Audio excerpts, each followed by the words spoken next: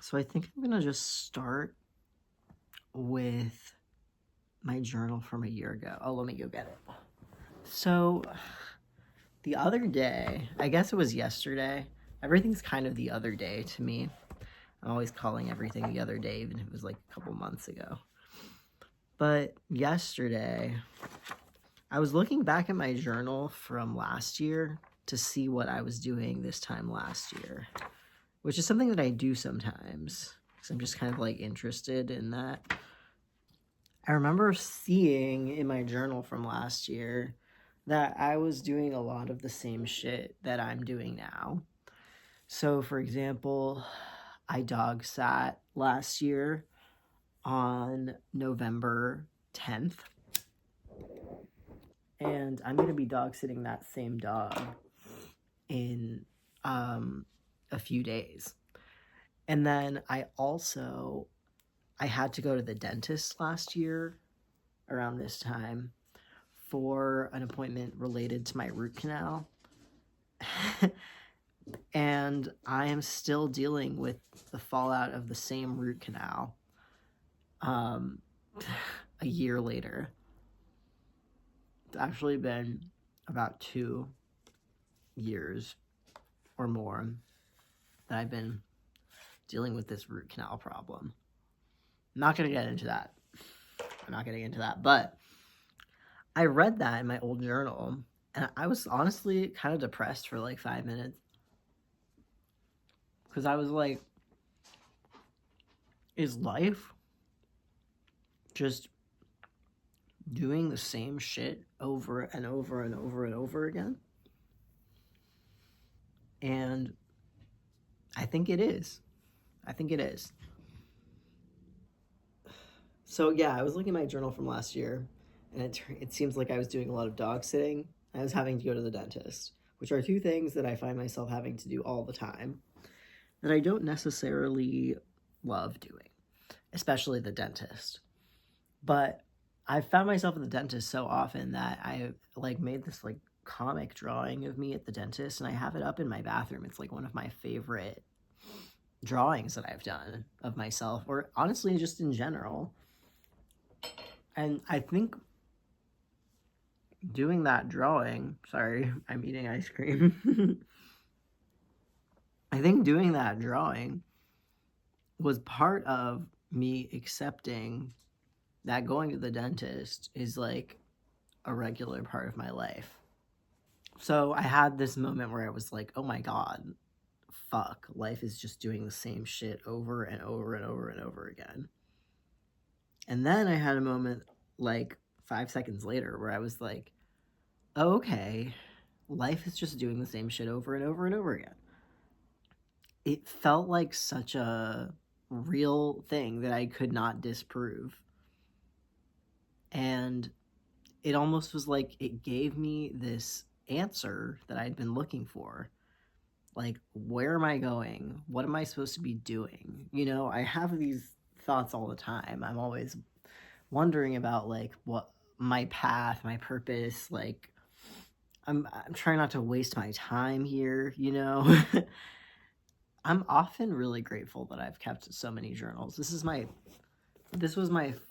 32nd. That's my 31st journal. I'm on my 32nd now. Soon I'm going to be on my 33rd. Los Angeles, 3:33, nothing on the stereo. I can't stop listening to that fucking song. I think I had it on repeat for 4 days. Where it was like, it wasn't even Spotify anymore. It was just the Los Angeles by Big Thief app. That song really was making me think about just like the passage of time and the things that link different times to each other and link people to each other over space and time. It kind of zooms out and shows these fragments, but also zooms in on specific, really specific moments, minutes, like freeze frames, images, symbols. And the part where it says, has it only been 2 years? 2 years feels like forever.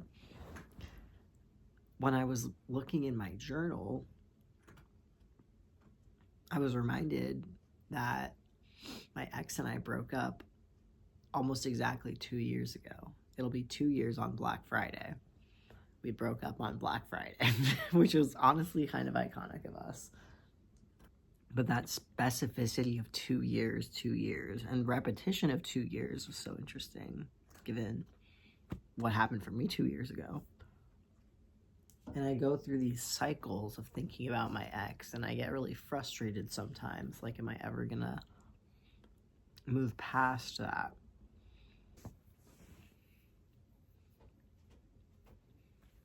But the thing is, we are doing things over and over and over, every day. Like, I brush my teeth every day. I have all of these different things that I do as part of my routine. Even if I didn't have a routine, there are still things I would need to do every day, like eat food, drink water, sleep at night. These are things I've done, I don't know, hundreds of thousands of times, millions of times maybe. At the same time, they're new every day. Like, partially just for the technicality that I'm not going to repeat something in the exact same way at the exact same time every day, or maybe even ever. But also, it's just, I'm moving through time that I haven't moved through before. We only go through time in one direction. And I'm at this point now.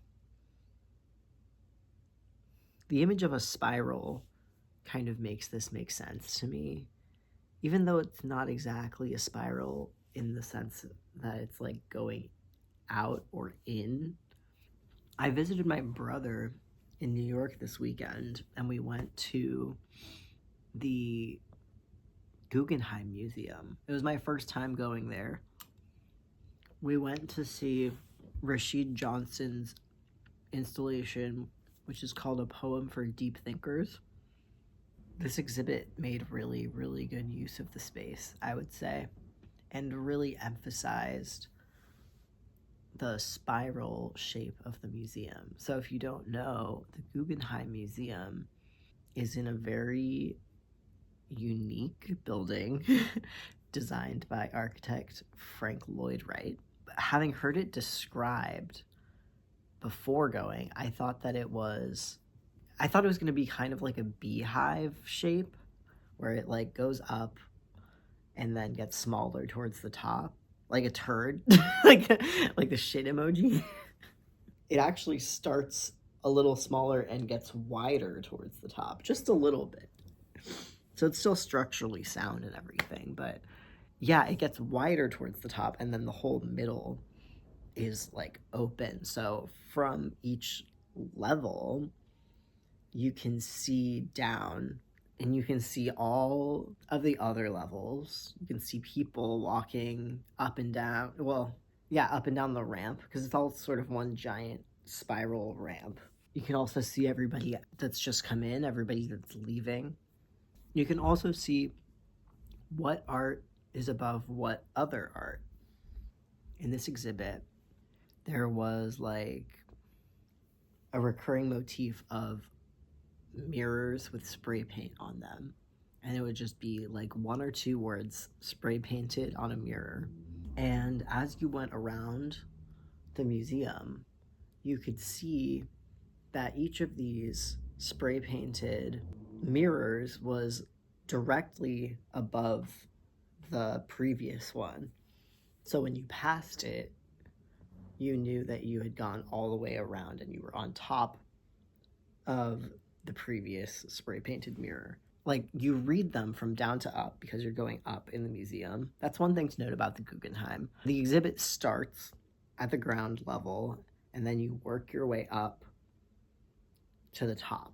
It's set up to curate your experience so that you see things in the order that the artist intends for you to see it in this spiral. So you have to be able to walk uphill for the whole time, which is not accessible to everyone. My brother went in a wheelchair, and instead of wheeling up the whole way, they went to the top and in an elevator and then wheeled down and said that the exhibit didn't really make sense in that direction. So just bear in mind that. But if you're able to walk uphill, the structure of the museum adds so much to the exhibit. I also think that Rashid Johnson made particularly good use of the space.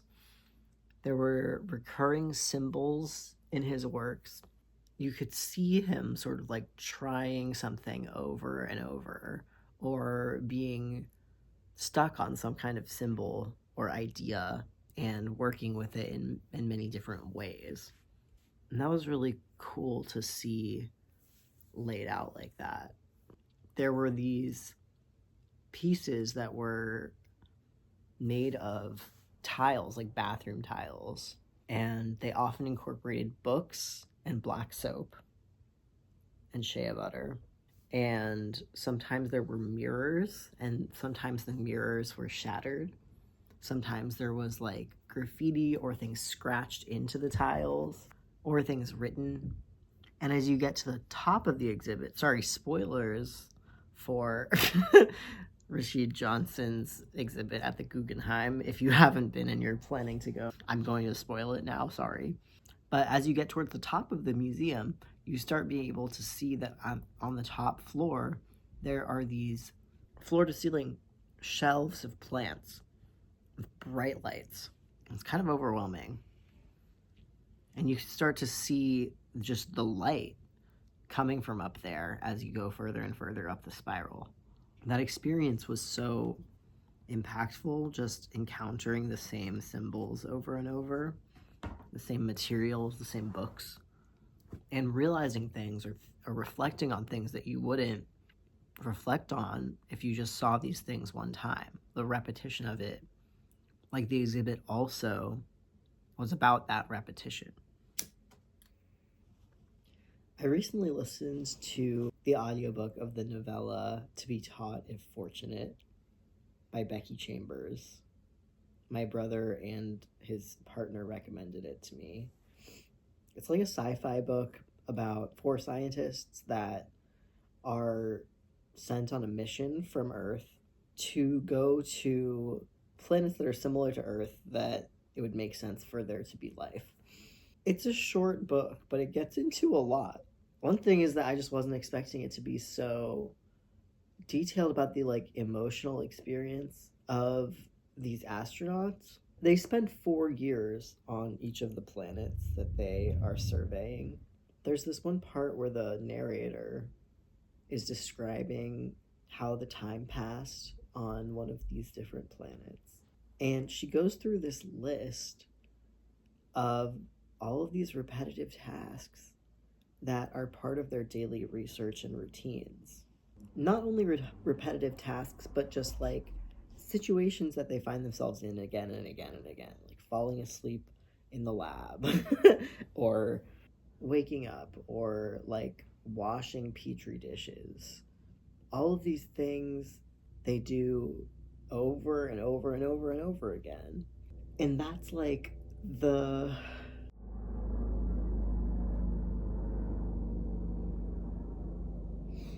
that's like most of their lives. Most of the time that they spend is doing these repetitive things. And the main character says that she loves it, that that's what makes her feel fulfilled. That's what she wants to be doing. Because she recognizes in this book, I think it was like good for me to see this, because I can forget this sometimes. Scientists, at least the way that they were described or depicted in this book, have this sort of connection to like a greater good. I used to think I was going to be a scientist. I understand sort of the like worship of communal knowledge, and I don't think I've ever felt this way myself, but I know that a lot of people in like books, honestly, not really a lot of people I've met in real life, have this deep love for humanity. Like, it's very Doctor Who also, like, just they love humans for just how messy they are and real they are, I guess. They just feel this like deep devotion to humans and other people. I definitely know that feeling. I've experienced that. In this book, for these characters, just knowing that they are contributing to that pursuit of knowledge is what gives them fulfillment, what makes them feel like they have a purpose in life. I don't know if I have that. I mean, I've been trying to find it. I feel like it's important to me to have some kind of purpose in life, but I don't know what it is for me. But just actually internalizing and like accepting that so much of life is repeating things over and over and over and over and over again is making me feel a lot clearer about what life is, what I can expect, I guess. Like, I can expect to lose things and find them again. You know, I can expect to do this again, whatever I'm doing now. I can expect that I might do it.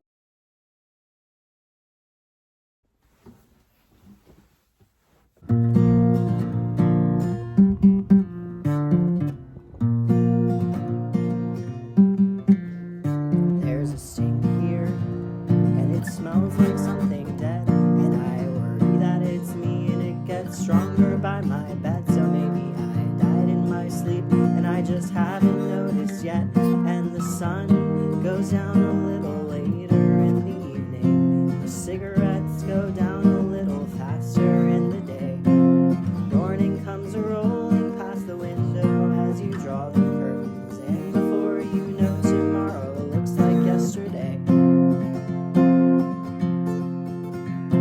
And I should do some laundry, 'cause I'm running out of jumpers, but the weather's getting warmer, so I think that I can bump it down the list of all the things I've gotta do over and over.